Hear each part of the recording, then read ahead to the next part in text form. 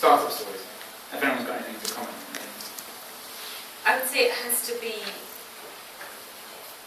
My difficulty is I will have to pitch it to a meeting of people saying, what's the top line, why should we do this, and I just can't see us coming off the back of latest developments in Syria to whatever it is you're pitching to me now.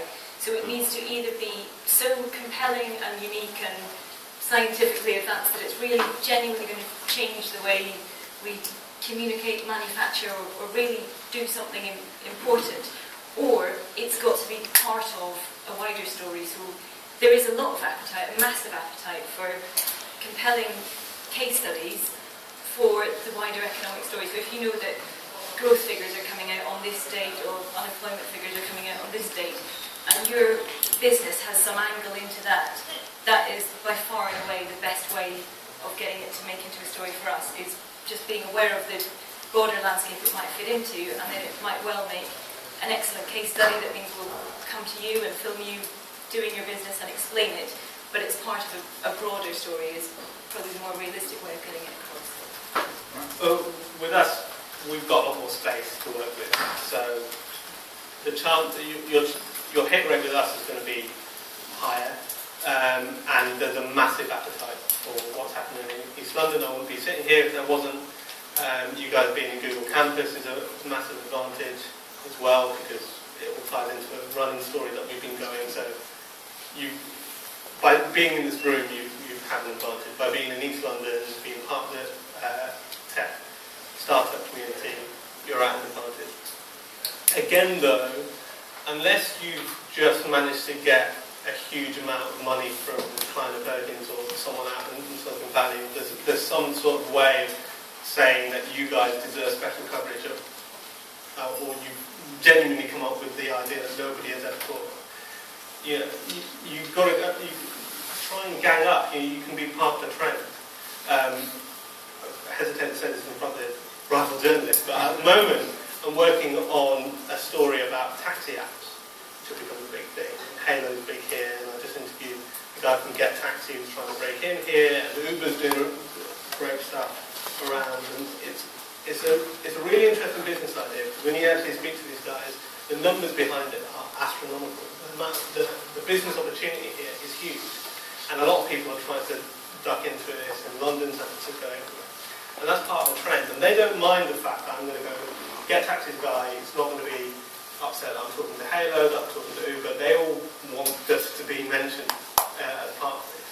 So if there's a big trend going on, more than likely there's something that you can edge into, gang up, and there's a broader, wider story to be told in many of these cases. Before I go to Laura, if you've got something to add, I'm sure you do. That's a really interesting, two interesting points. First of all, has anyone here got a taxi app? This guy. Oh, there you go. Me and Murad.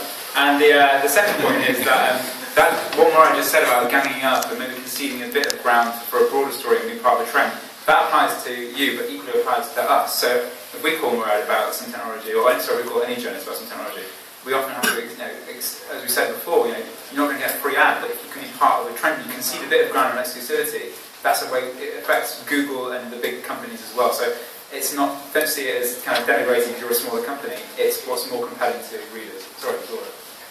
I've got some good news and bad news for the papers I write for, because the Independent, for both, I write for the business desk, so it's sort of about bigger businesses broadly, and that's what we mainly have to concentrate on. But there is always room for startups when there's an interesting story. So for the Independent, we have less room in our business section, so I'd say it is tougher for me to get stories into the Independent. It doesn't mean I can't, but it's just maybe has to have something, it has to be a fundraising, it has to be a small company, but something big happening to that, so raising money, being bought by someone else, whatever that might be. With the Evening Standard, there's more opportunity because obviously being a London paper and very interested in tech city. And there's also different places that stories can go, and you could possibly even think about, we've got a Growth Capital every Monday in the Evening Standard, which is a business that has to be going for a year, but can be a small business. And we've got tons and tons of people that want to be in it, and we have a long list, but that's still one that is definitely a sort of an option that maybe other papers have. And Then there's also things like, if you're willing to take the piss out of yourself or something, then there's our City Spy section, which is a diary page about funny things that have happened. But sometimes I get companies mentioned in there that it doesn't make a news story, but if I can think of a, if they've launched something that's a bit quirky, then I can make it into a City Spy rather than a proper news story, and that's still, all publishers. So there you go. That's great. Now, what I think we'll do now, just because we've got a great opportunity with the journalists here, if we'll go to questions or